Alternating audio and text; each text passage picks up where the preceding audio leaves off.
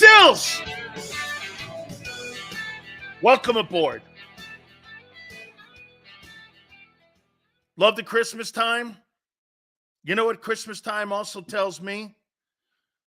We're getting closer to playoff time. And you better know who you are. You better have an idea what your identity is if you're an NFL team. It's funny, I look at the Cowboys and the Niners. They're trending up. I look at the Eagles. They're trending down. Okay? Thank you, Chuck. Chuck, just so you know, we so appreciate you coming aboard. And just to tell you guys, I know there's so many options out there. You guys could go anywhere, but you come here. And we so appreciate it, and we thank you very much. Okay, let the gaslighting begin. Okay, I will. Okay, LJ, follow along with me here. I heard something Tone said earlier on Sports Take.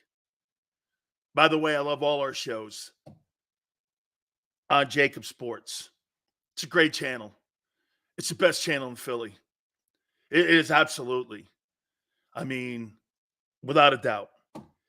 Guys are doing a great job. I heard something Tone said, and it made me dive deeper into all the changes that have happened with the Eagles personnel-wise. And I didn't realize it was this significant. And I'm not just talking about players. Let's do that for a second here. You know, he was talking, and let me reference it. He was talking about some of the position coaches that were in new roles this year. Let's go to the players first here with this. The replacing of the linebackers, pretty much outside of Hassan Reddick, has been the entire room. The replacing of Gardner Johnson, Epps, Hargrave, Sayamalu, Sanders. I mean, personnel, we've hammered this enough. Okay? Well, let me throw this at you here. You're right. It's easy to go to the low-hanging fruit when you're talking about the coordinators. But I looked at the Eagles coaching staff for 2023, and I took the quality control coaches that were at the bottom of the pecking order. I took them out of this conversation for a second. Now, mind you, you have to understand that's not a dismissive position any longer. Many head coaches come out of that department. Why? Because organizations hire them. Okay? Organizations hire the quality control. Head coaches don't hire pretty much the quality control guys. They're more working with the analytics people. They're the people that break down the game film. So nowadays, back then it used to be the coffee coaches, where you just got your coach's coffee. Now it's in a Brandon Staley, Nick Sirianni, Shane Steichen. Go down the list of all these coaches that you see in the league today. They were all quality control. John Gruden came out of that. It's becoming more of an important role. But we're going to exclude that. So I counted about 22 coaches that are in the Eagle coaching staff and working for Nick Sirianni. How many coaches do you think this year the front office has changed out of those 22 coaches, and put them in first-year roles with the Eagle coaching staff? How many of those guys out of the 22? What would you say?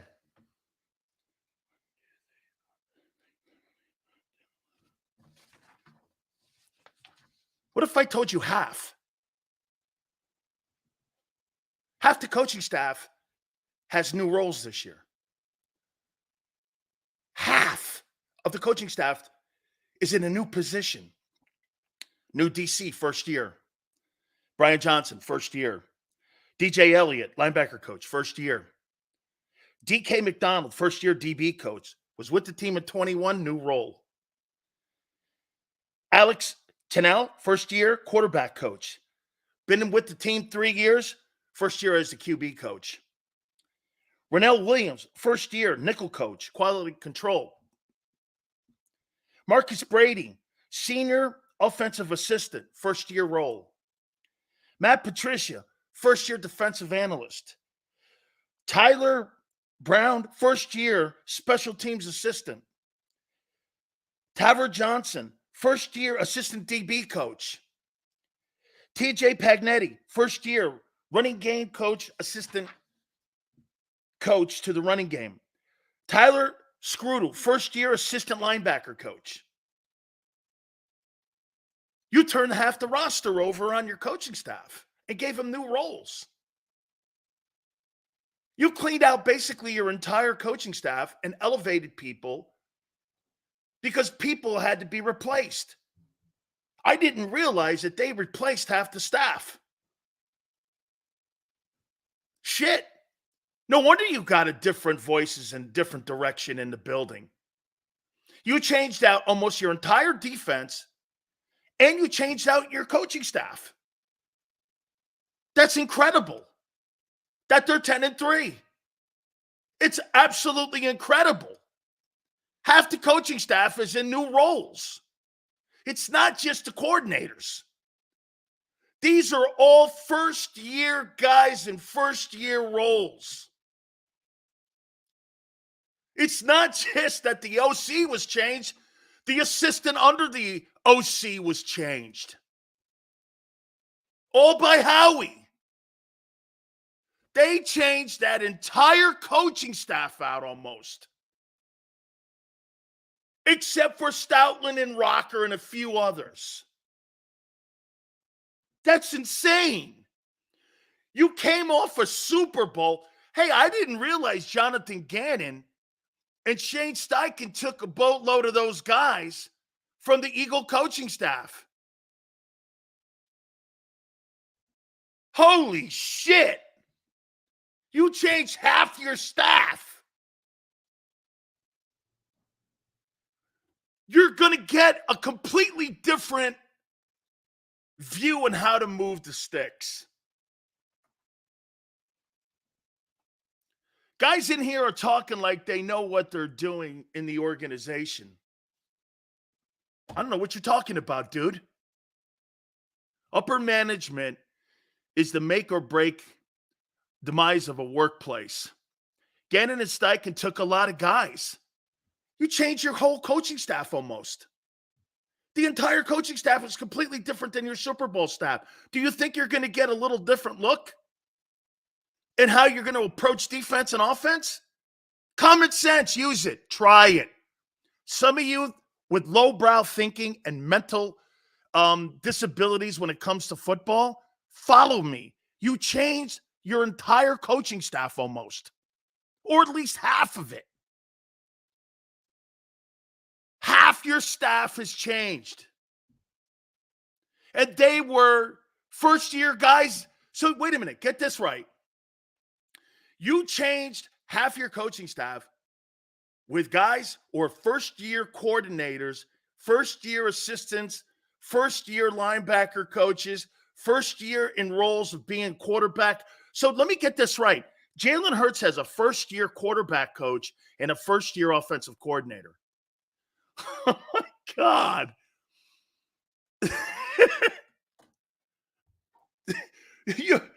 You might as well have hired a high school coach to coach a kid. Holy cow.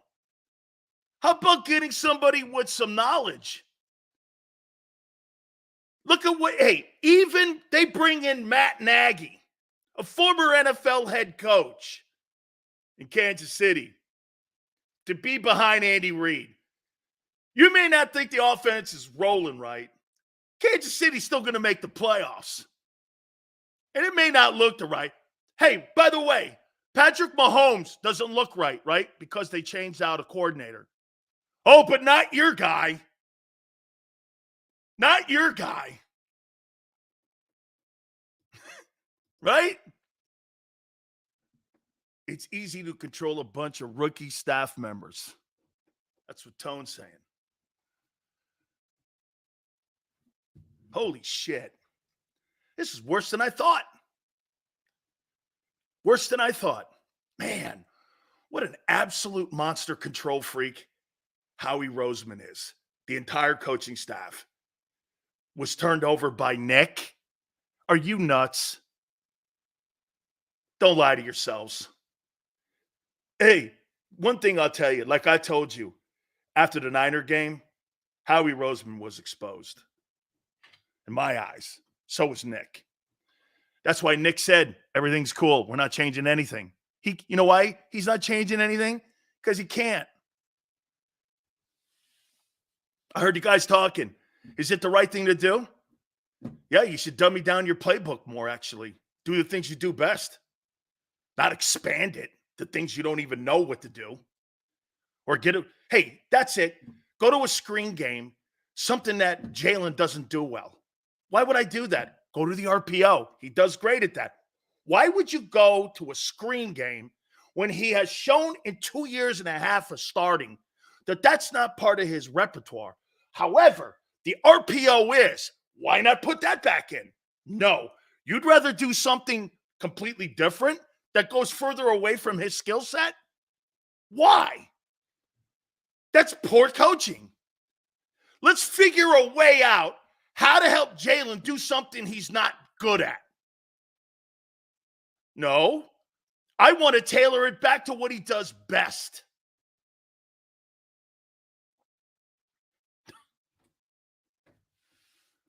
You hear the guys on IP talking all the time. Hey, we got to see more of this and more of that. No, you don't. You got to see more of what they do best. When you're struggling, you don't start coming up with shit out of the sky to go, hey, let's try this. Hey, let's try that. Hey, let's try this. Can the kid do it? Oh, I don't know. Dude, you don't put a game plan together when it comes to theory on whether or not you think a guy's skill set fits that. You tailor-make the offense. That's what Shane Steichen was great at. He wasn't going to put a system together. Hey, and by the way, I now look at Shane Steichen last year when he had to put Gardner Minshew in the starting lineup. You know what he said? He went like this, fuck it, I'm not changing the system because I don't want to change the system for one guy who's going to only be there for 2 days. And that's why the guy didn't look very good in those games. But when he got to Indianapolis, he changed it because he knew he had to use him because Anthony Richardson got hurt. Actually, it's smart. He didn't want to deviate off the game plan. That's why we kept saying, why is he running RPOs with Gardner Minshew? We can't jump over a quarter. Now I know why. He was just a Band-Aid until Jalen came back. Steichen was right not to change it. He goes, hey, man, 2 games. We got the lead. We're going to win the home field advantage. We're going to win the NFC East. I'm not changing that offense up for 8 quarters. We're not doing that. Okay? Philly 500, what are you doing, brother? I appreciate you coming in, man. You changed out 12. Let me count it again. 1, 2, 3, 4, 5, 6, 7, 8, 9, 10, 11, 12. 12 of the 22 guys. Over half your staff this past offseason. And your coordinators. And you don't think you're going to tumble a little bit through the season. I'll tell you this. I'm stunned. They're 10-3. That is the hardest 10-3 I've ever seen a team fight for. I have never seen anything that was so hard to fight for than that 10-3. I'll tell you this. You know why it doesn't? It's a 10-3 record. You know what it feels like? That thing feels like an 8-5 record. It feels like 8-5. They have fought and fought. It's to the character of the men and to Jalen. Okay? Honestly, LJ goes, winning teams lose coaches. Half the roster of coaches. They got first-year guys in new roles in 12 spots on the coaching staff. Who hired them? Who hired them? Who hired those 12 guys? You want to know something? Most of them were hired from within. And they all come from the quality control department, which is a department that works side by side with the analytics guys. Do you know what a quality control coach does? He breaks film down. He takes the intel that the analytics department gives him, and that quality control coach gives it to the defense or offensive coordinator, who then break it down themselves with position coaches, then pass it to the players. That's the chain of command. Do you know? That's why many of the coaches in the NFL today come out of that department. Philly would never hire a high-profile name. Howie is a weasel and control freak. Wake up, people. It's pretty obvious what's going on. Don't be stupid. Let me ask you something. Do you think that offense since 2021 has become more creative or less creative? The quarterback's gotten better. Let's talk about the offense. Do you think that offense has improved?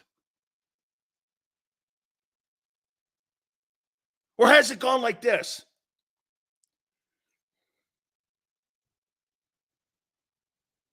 Has it gone like this? Or no, I don't think that much. Like this. It's regressed.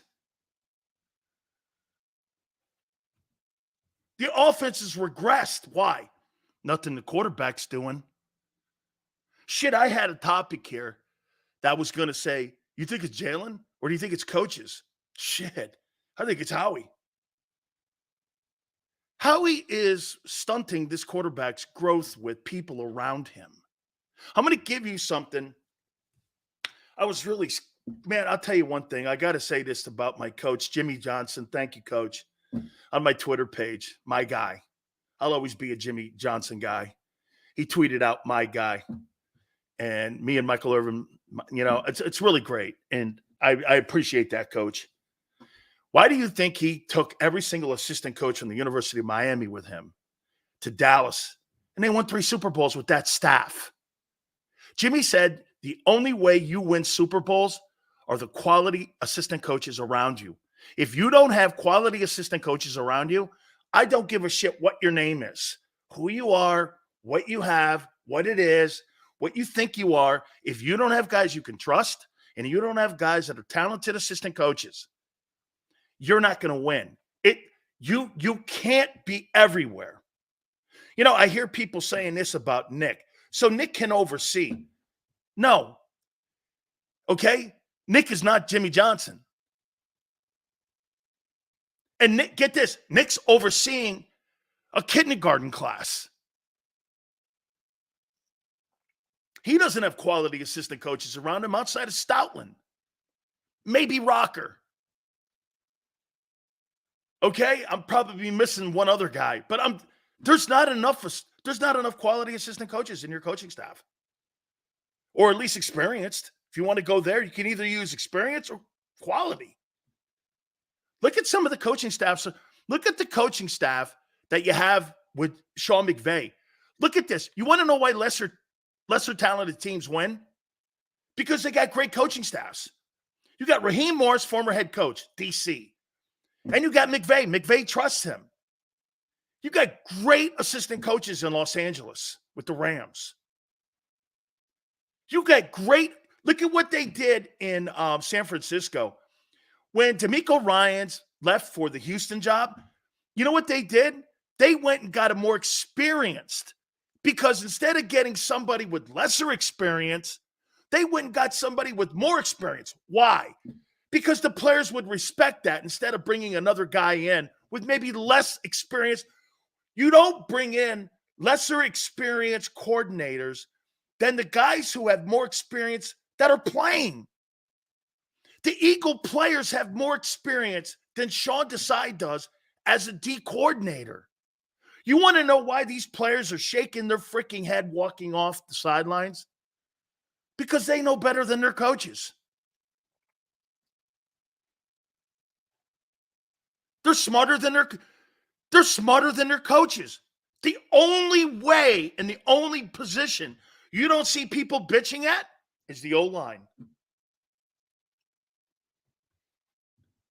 You're not going to fight Jeff Stoutland. You're not going to go against him.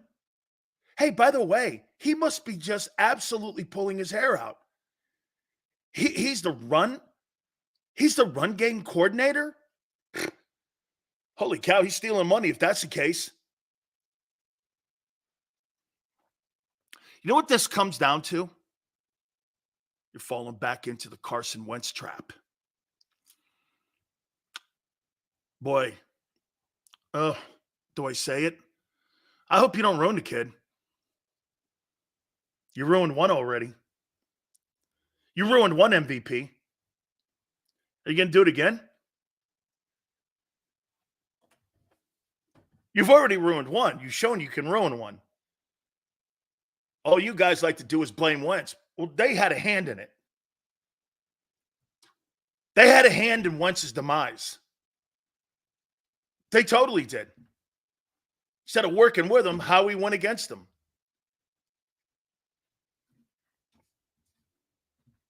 Bringing in shittier coaches, not making any move. I asked Tone to look up the transactions in Doug Peterson's last year. He made like 2.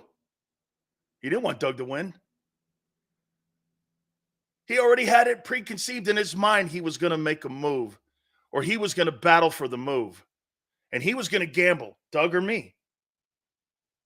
Owner went with the guy who handles the cash.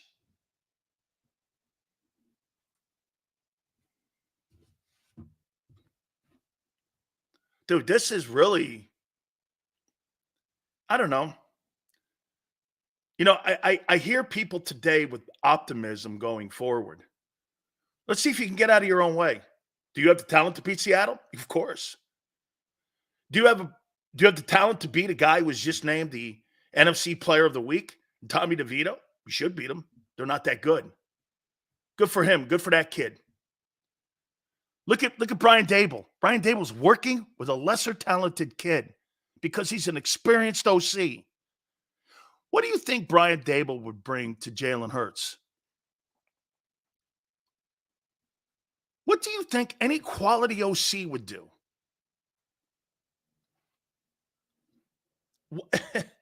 You changed half your coaching staff out. Half your coaching staff, over half. Of your 22, you changed 12 to first-year roles. You think that's a lot? Plus the coordinators? And you hire first-year guys for a $50 million quarterback. And if you look at your secondary guys, so your secondary coach and your assistant secondary coach are all in first-year roles. And you're paying the corners $30 million. I want to make sense of this. I want to make sense of this. How can I make sense of this?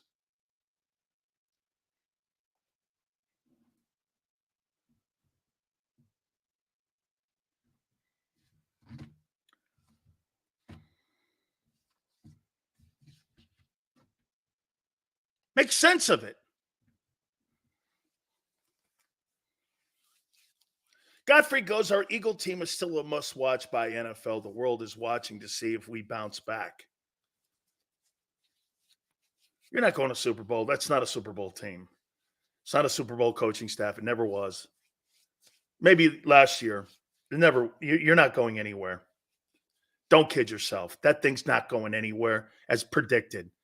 Funny, I predicted the Cowboys to go to the Super Bowl and beat you. I don't think you make it to the NFC title game. I'd be shocked. You're going to make the playoffs, but you are getting bounced, and probably rudely. You don't have it. You don't have the coaching staff or the direction. Here, let me give you the quote out of Nick. I really like what we're doing. I don't think I need to be involved.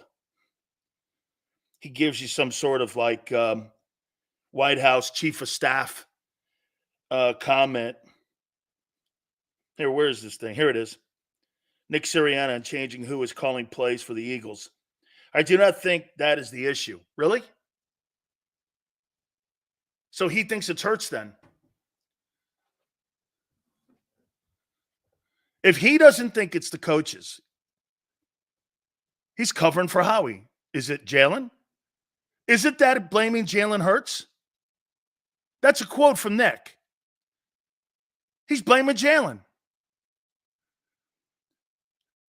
Nick Sirianni on changing who is calling the plays for the Eagles. I do not think that's the issue. Oh.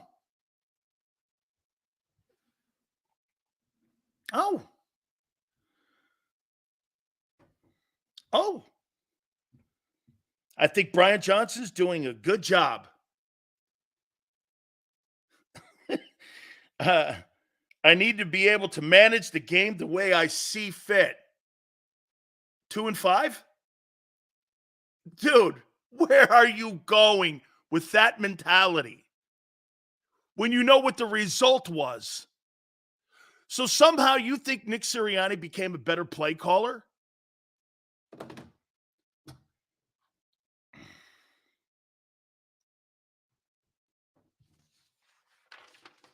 This is stupid. Really. This is so stupid. How close do you think Nick is to losing the locker room? Players reaching out to reports, a.k.a. Diva Brown. That's a receipt for a disaster. I don't think he's in any place of losing the locker room. You know why? It's not his locker room. Never was. It's Howie's locker room. Who do you think pats the players on the back at the front door or on the sidelines when they run off the field when things are going good? How many times does a coach walk into the locker room? First guy he meets is Howie. Howie's greeting the troops as they come back in after he sends them out for a glorious victory. How many times have I told you, hey, there's Howie there running up and down the sidelines in L.A. like a TV star. There he is, after the Indianapolis game a year ago when he brought in Linville Joseph and Adama Sue. Oh, I brought these guys in. I saved the season. Dude, your quarterback is, you know what? Your quarterback is better than I think he is. He is. This is kudos to him.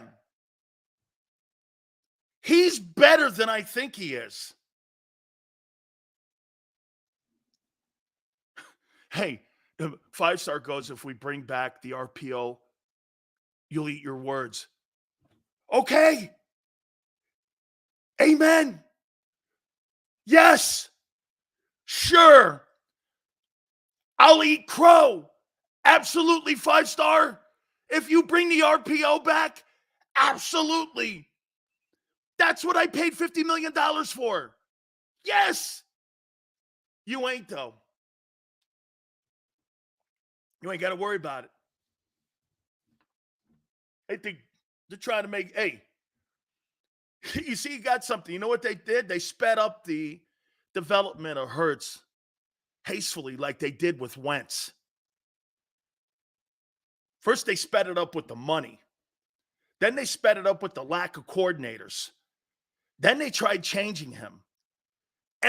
Dude, they're repeating themselves with what they did with Wentz. The only difference is that Hurts has metal. Now, I'm going to get to Jalen in a minute here. Okay? Jalen has metal. He's not going to melt down. They basically wore a weak-minded Wentz out. They destroyed that guy by not putting people around him that were quality and good enough. Dude, the worst thing that would have ever happened to Doug Peterson would have been if he won another Super Bowl. Because then Howie would have been fired.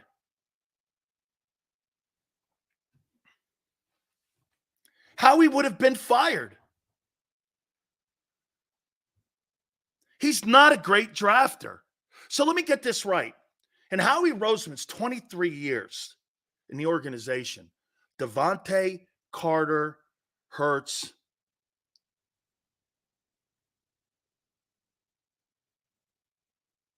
I think Stoutland found Mulata and Lane because you got to remember Chip found Jason Kelsey.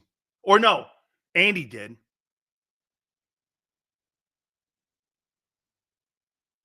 Huh.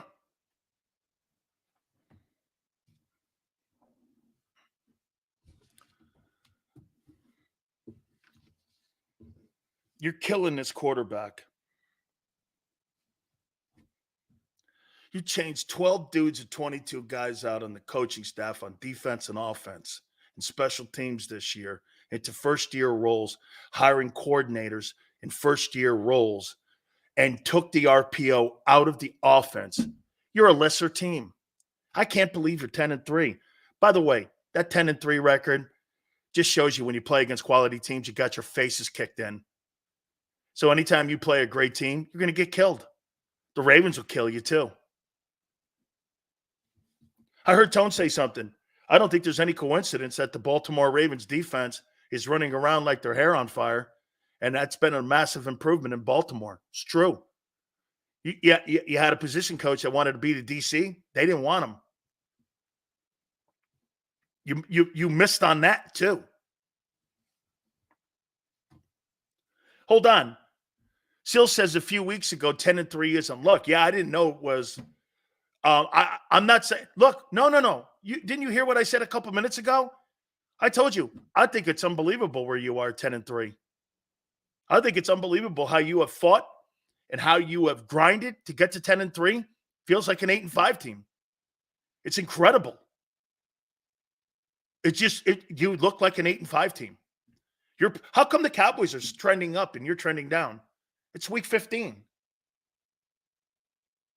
We haven't played our best ball. Our offense is going to get better. No, it's not. It can't. You know why? You don't have the creativity nor the mental capacity to improve that football team. You have nothing. The coaches aren't going to save you. Now, this brings me to Hurts.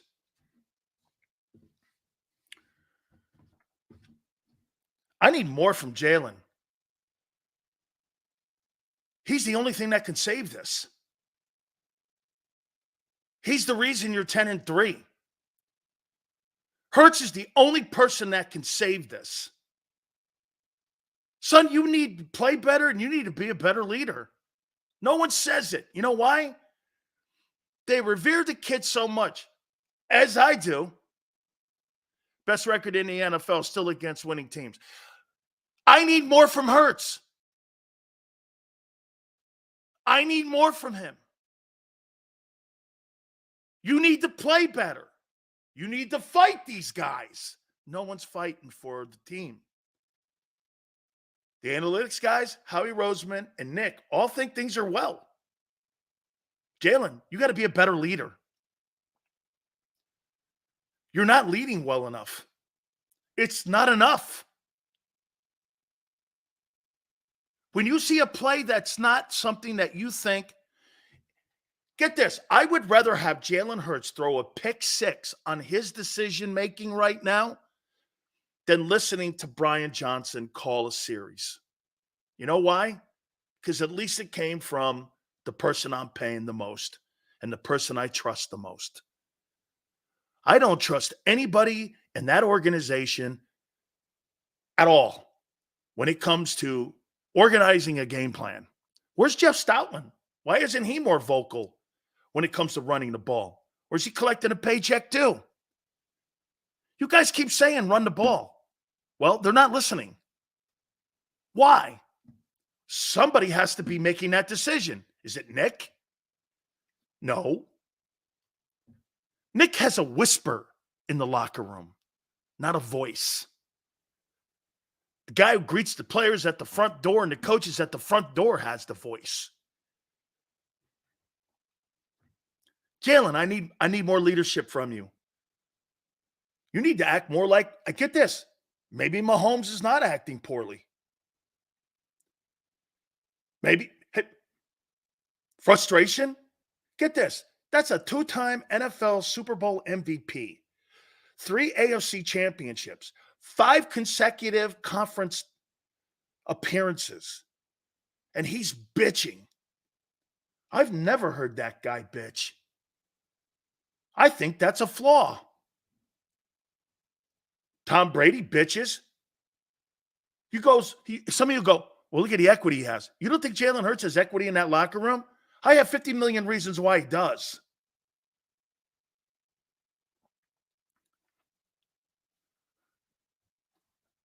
Dude, how come every time I see scenes when he walks off the field, Hurts has more confidence than your head coach? Don't you feel that? When you watch Hurts walk off the field in a good moment or bad moment, how come I feel he has more confidence? Would it be safe to say experienced coaches don't want to work with Howie, so he has no chance but to roll the dice on inexperienced coaches? No, that's an organizational design. By the way, you bring up a good point, Des. That's by design in many places. But let me show you the one thing that Jerry Jones did. Jerry Jones didn't give a shit about any of that. He hired the most experienced coach he could find who handled. You know what makes Mike McCarthy a better coach than many people give him credit for? Because Aaron Rodgers took a shit on him, and now we found out Rodgers is wrong. He is a good play caller. Mike McCarthy has coached the Green Bay Packers and the Dallas Cowboys, 2 heritage franchises in pro football. And he's done a hell of a job with Dak, and he's won a lot of games in Dallas. I would make this contention to you that he's probably the most successful coach that they have had since Jimmy. It's not really a high bar when you look at all the failures. Parcells did a nice job. I think he's doing a better job than Parcells. You don't want to hear that. That's too bad. I'd rather have Mike McCarthy than Nick Sirianni as my coach. At least the guy's done something. Coached Brett Favre, and he's coached Aaron Rodgers and Dak. And won a Super Bowl. I mean, Nick Sirianni. I hear guys in our own network. He's a far better coach than Mike McCarthy. With what resume are you matching that up with? Seriously, man. What are you talking about? Shit, the guy with the Rams is better.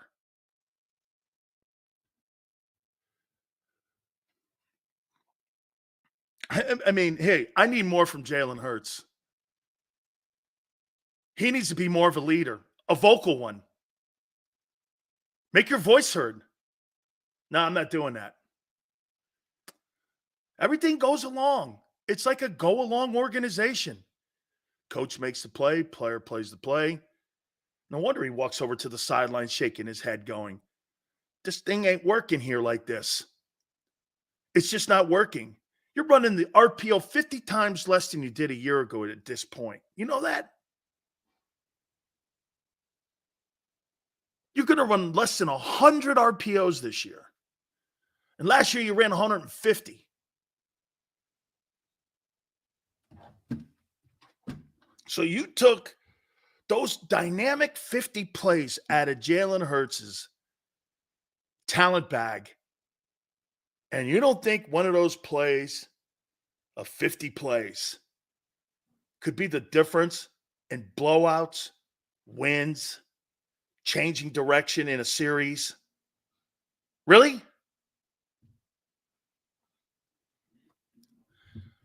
Hey, guys like LJ keep bringing 10 and 3 up.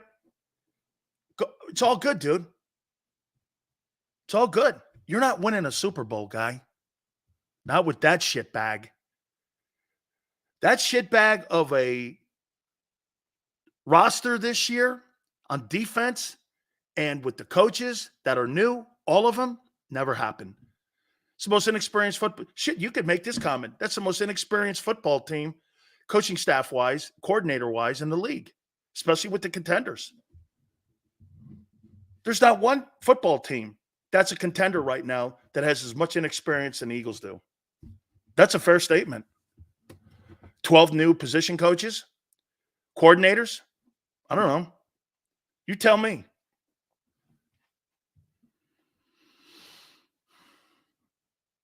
That's what I said to you a few weeks ago, Sills. I said, when is he going to speak up? He doesn't give a shit how much he's making. He wants to win.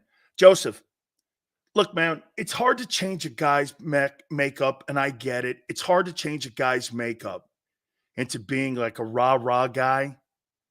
Well, dude, man, you got to be more involved. If you see something, how many times have you seen so Jalen Hurts is sitting back here.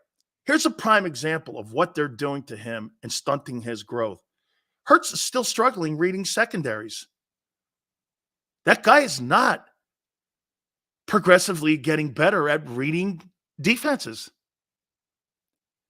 The one thing that he used to have the ability of was the RPO. Why would you take that away and go to something that he struggled with and why he had his job taken away from him in Alabama? And you sped the process up. Shit, Patrick Mahomes to this day says that he's still learning how to read defenses. Tom Brady said the reason that he studied so much, that he studied so much is because you never get tired and you never get done learning how to read defenses. Because you know why? Coordinators come up with new schemes on how to stop you every freaking game. Not every year, every game. Did you hear one of the things that Sean Desai said that Dan Quinn, you know who Dan Quinn is? He was part of the people that built the Legion of Doom in Seattle. You understand that? So you may think he's a shitty head coach. There's no coincidence that the Legion of Boom, he won a Super Bowl up there in Seattle as the DC. You forget that, right? And let's not forget, he did take a team to the Super Bowl. Like your boy Nick did. Hey, did you hear what Desai said at his press? I listened to it live. You hear what he said? Yeah, man. The Cowboy guys came out of their trends.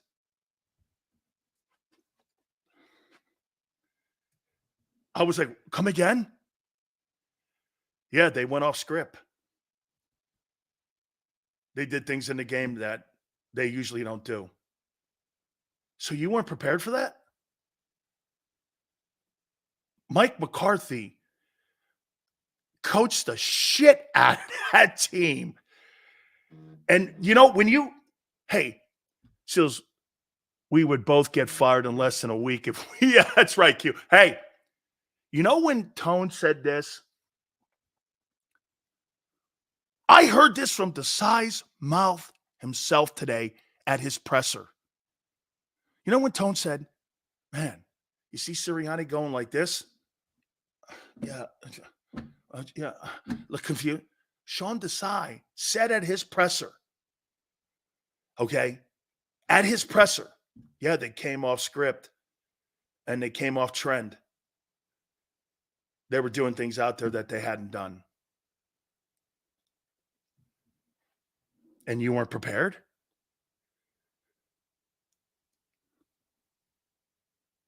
Right from the guy's mouth. Right from the guy's mouth. It floored me.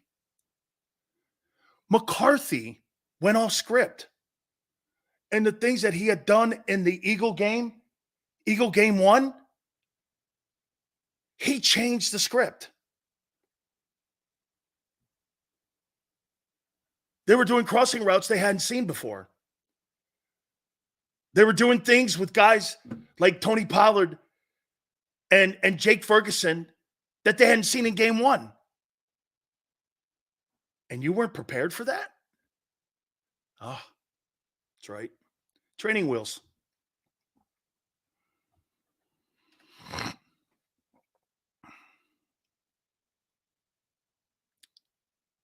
Sean Desai admitted basically that Mike McCarthy completely outcoached him.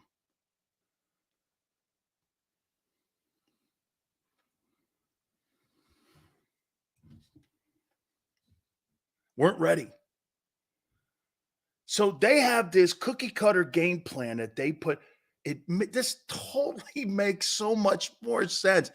They have this cookie cutter game plan that they put together on a Saturday. And they have preconceived notions on what they're going to do. Their in-game adjustments are as pathetic as any high school football coach I have ever seen coach. You walk into a game with the first script at 22, and after that, the rest of the game is adjustments. That's why you see a play sheet. And you know what you get in your ear? You get position coaches and spotters going, they're playing two over the top. Let's go underneath. You'll go down to play 23, and you'll try to get a block and release on a tight end, on a linebacker. It's constant readjusting. No way. How could you readjust when you got first-year coaches all in everybody? You know that headset must sound chaotic because people must be just talking over one another, and there's no, communication between the coaches. You know, we talk about linebacker communication. I would say that the communications between all these first-year guys, it must sound like static.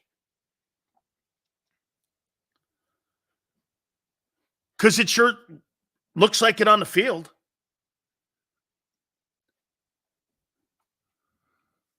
What about the wide open receivers we're not throwing to all day? Charlie, here's what I'm saying to you. This is where you're stunting Jalen Hurts' growth. Jalen Hurts, the offensive line's doing a great job this year pass blocking. Hurts is doing a poor job this year reading defenses because they sped that process up and they took the RPO out. He's not a drop back quarterback. Dude, it wouldn't. You know what? I didn't think he was going to have 15 turnovers or 16 turnovers, INTs. He's going to. He's going to have he's going to be right up there with the leaders in turnovers this year in the NFL. He's already up there now with the fumbles and shit. He's going to be right up there with the most turnovers this year.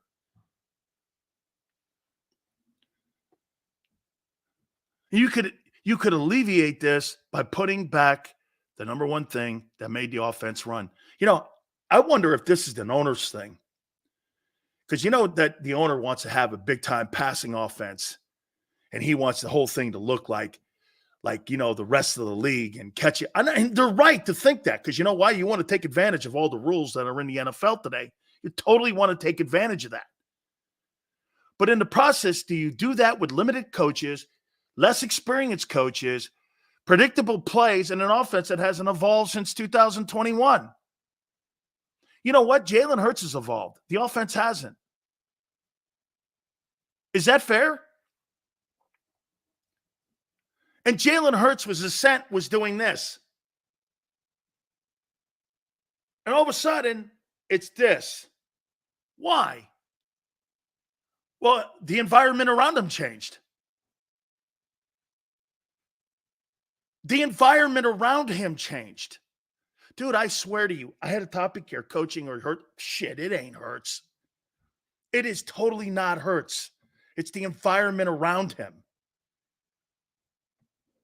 McMullen even said the offense hasn't evolved since 21. Well, shit. If the offense hasn't, look at Senior. RPO freezes the linebackers all day. Absolutely. Absolutely.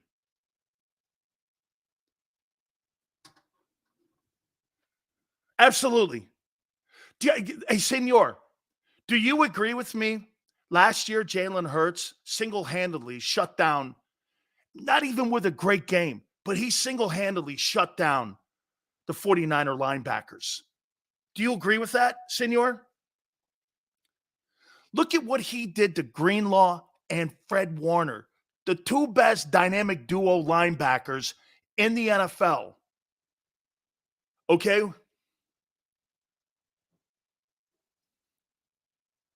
The 49er D was lost because they were second guessing. Correct. Can I tell you this? Jalen Hurts is brilliant. I've never seen an RPO guy who was basically a wildcat guy that accurate. That was one of my biggest comments last year. That is the guy everyone envisioned 10 years ago when they brought in the wildcat. They wanted to find a guy who could throw the ball with accuracy and had guts, could open field run, all of that. He's that guy today that they wanted back then. Instead, they took that element out. And the thing that Jalen struggles the most with still to this day, there's two really. He's gotten better at picking up blitzes. He still struggles a little bit with internal blitzing and the reading of progressions. But that's every quarterback. It's not a Hurts thing. A lot of quarterbacks, shit, the guy in Buffalo still struggles with that shit. Joe Burrow struggles. Patrick Mahomes does. This is not uncommon. This is called player development. You ruined Wentz. And you're now in the process of ruining him again because of control. This is the shit Doug Peterson was talking about. This is why your quarterbacks never evolve into being what they can be. And they haven't in 20 years in Philly. Every quarterback that you have had, isn't it ironic? A quarterback that won the Super Bowl was a backup. Every quarterback that you have had since he's owned a team has never been developed to the best of their ability because of control, organizational control. Am I wrong? You think McNabb was the best he could possibly be? Do you really think that Wentz was? Did you continue to build around him? Are you building around Jalen? So you got him a wide receiver. Why not get him? Hey, think of this. You give Jalen Hurts $50 million. You give the wide receiver $20 million. You draft the first round guy. And you turn your staff over with first-year people in new roles going into this year, coming off a Super Bowl. The entire team has regressed. But it's not uncommon. You got new people in new roles.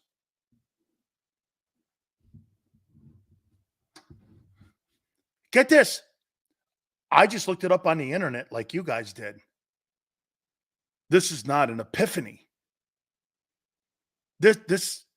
I heard Tone say something about the DB coach, and I said, you know what? Let me expand on that and see how many coaches they actually did change out and put in first-year roles. They put 12 of the 22 up.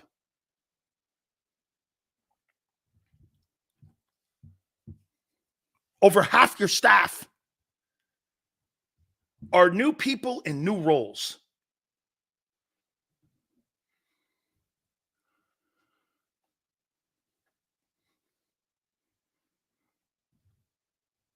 I mean, you pay a guy $50 million and you surround him with how he's, and by the way, just so you know, when I say to you about the analytics department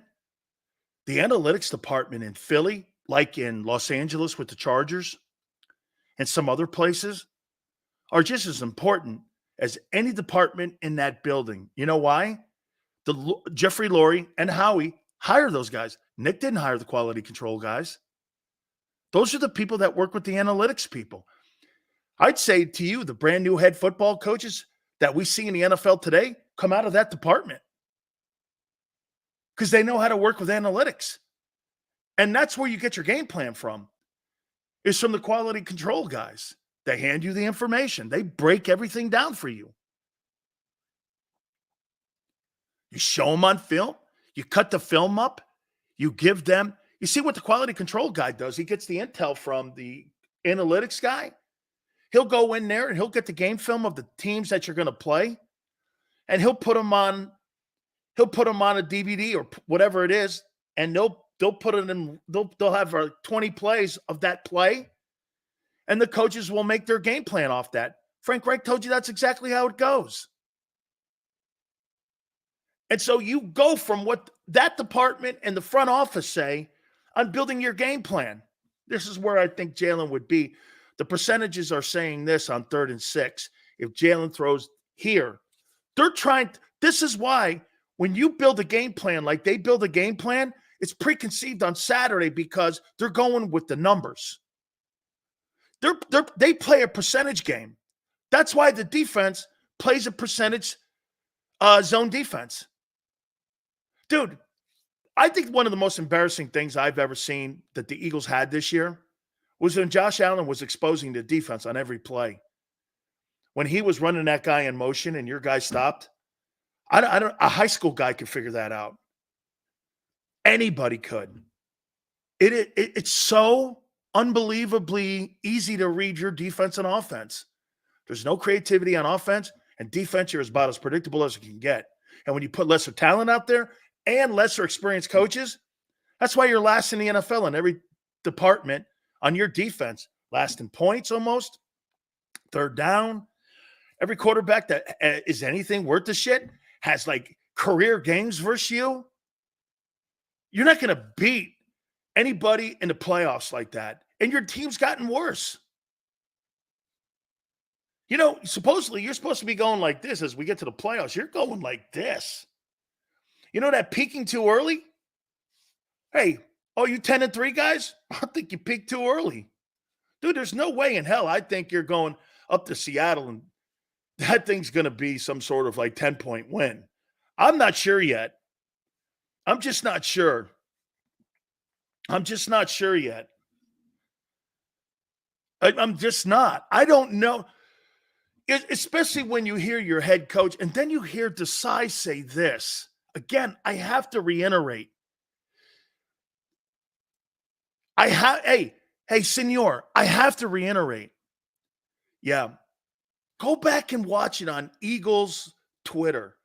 Sean Desai's press conference. You'll hear him say, yeah, they came off script. They came off tendency. And I was like, come again?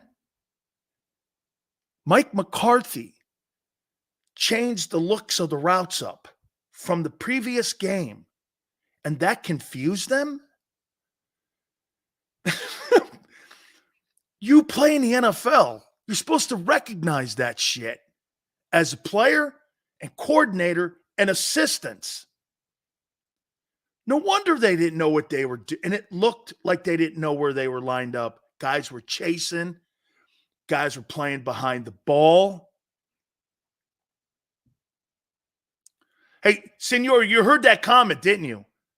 Tell me, hey, senor, tell me that didn't shock you when he admitted that. And people in the press room didn't press him on the question to follow up. So wait a minute. Mike McCarthy gave you guys a different look and you couldn't adjust? Or what would have been the reasoning for that? You don't ask very hard questions at those press conferences. You just don't. That's why Bill Belichick, by the way, doesn't have his assistant coaches ever do press conferences in New England. That's got to be one of the only places I've ever seen that like coordinators do press conferences. I don't want those guys talking. They make the Vols something like that.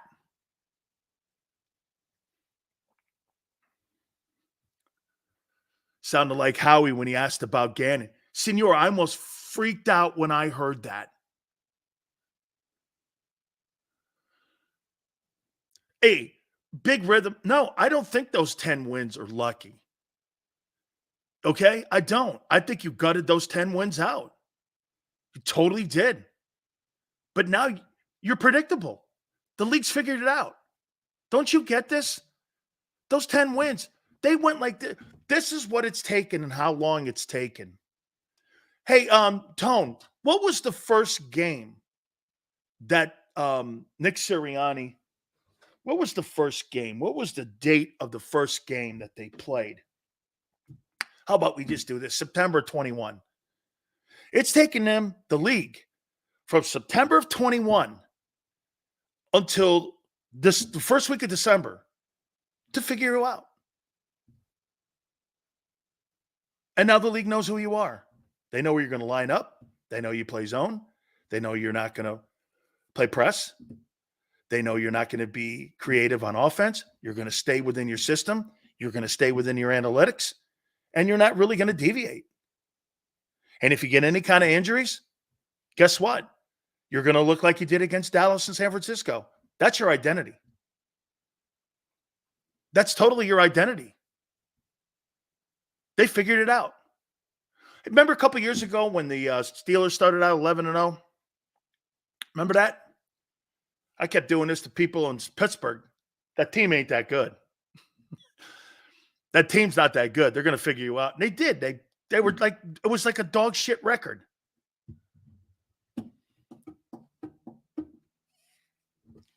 Dude, the league's got you. You have not evolved. Hey, get this. Jalen Hurts can only grow so. That's probably an even better one here. Jalen Hurts can only grow so much without proper help around him. And I'm talking about guidance. Dude, I was 150%. John McMullen was right. He was dead on right. Shane Steichen is a tremendous play caller. I thought it was more Hurts. Now, maybe it was because Jalen doesn't have the chance to run the same offense he ran a year ago. So maybe, again, I shouldn't go way over the top with Steichen because an element is missing this year. But Shane built that offense around him. Okay? He did. And what you're doing, again, you're slowing his growth like you did with Wentz. Dude, there's no coincidence after Frank and that staff left. And hey, you could say whatever you want about Frank. I think Frank's got a winning record in Indianapolis as a head coach. He won some ball games the first couple of years that he went to the playoffs. I mean, he may be a little bit under in Indy. Okay? He may be a little bit under Indy because when he first got there, I think they won 10 games or something like that. And then they won like 11 or something. I want to say that. I may be wrong. Anthony goes like this. Dan's talking like we have no hope at all. Yeah, you do. Jalen Hurts is your only hope. He's the best thing you have in your locker room right now. He's the best thing you have in your locker room. You're not going to get leadership out of A.J. Brown. You think you're going to get leadership out of T.O. Brown? You're not getting leadership out of him. And by the way, I'm not sure he gives a shit whether they're winning or not. He just cares that he's not getting the touches so that he could be all pro. That's one of them guys. That's when that shit starts to matter a little. When he start to get killed and you see, I like the fact that he's kept his face shut. Okay? And if you want to bark when you're winning, I'm all right. And if you keep your mouth shut when you're losing, I'm all right with your personality. Okay? I am. Okay? I am. I don't want to hear T.O. Brown after the Seattle game, though. I love Devontae Smith, but Devontae Smith's got a lot of hurts in him. Step up and say something. Hey, maybe Devontae Smith should say something. Throw me the ball more. Can you see me? Throw me the ball more. Hurts is not enough of a leader. And times, hey, you know what I love about this moment here? It's a seminal moment for Nick. Nick's either going to be on the hot seat next year or he's going to have a long, successful career in Philly. This is a seminal moment for him. And you guys keep throwing his record out. They'll fire his ass in a minute. You know why? Howie likes to have scapegoats. That's why you hire inexperienced people.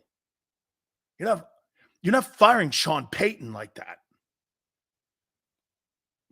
I mean, Mickey Loomis is not walking down on the sidelines and firing Sean Payton when he was in New Orleans.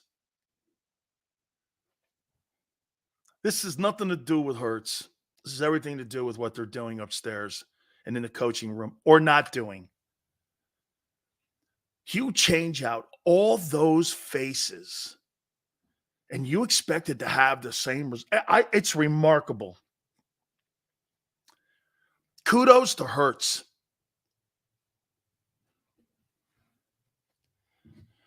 Dude, you're not going to divide that locker room. Losing the locker room, that's not what that place is. Okay? The problem that you had years ago when Doug was there, you had people who wanted Wentz or Foles. And again, that's a tough call. And that, quite frankly, is because of production. Nick has never been good anywhere but Philly. And I say this to you. I think Nick Foles, he got coached in Chicago by Doug Marrone in Jacksonville. And then he went back to Indianapolis. And quite frankly, he's a beaten man. Where are you getting good coaching? In Chicago. What quarterback in the last century has played well in Chicago? What quarterback before Trevor Lawrence was playing great in Jacksonville? Sometimes Blake Bortles? Mark Brunell back in the 90s? Where are you getting that from? He chased a bag of money, which is cool. Okay?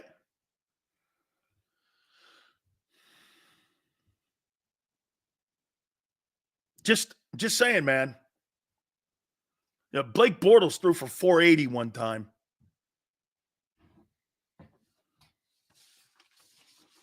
All right, I want to talk a little bit about Seattle. Also, I want to take a look at the playoff race.